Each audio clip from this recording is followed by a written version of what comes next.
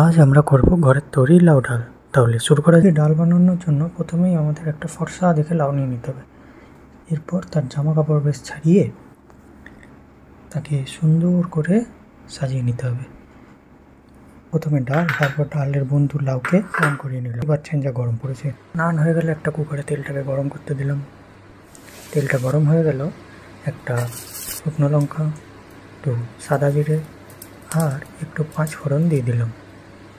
ওখানে ওই ফর্সা লাউটাকে এর মধ্যে দিয়ে দিতে হবে। 1 মিনিট এইভাবে নাড়িয়ে এর মধ্যে ডালটা দিয়ে দিতে হবে আর সাথে একটু জলও দিয়ে দিতে হবে।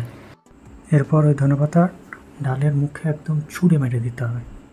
ব্যাস, আপনার লাউ দিয়ে ডাল রেডি। এবার আপনি খান আর বাড়ির লোককে খাওয়ান। জিজ্ঞেস করুন কেমন হয়েছে, আমাকেও বলবেন কেমন হয়েছে।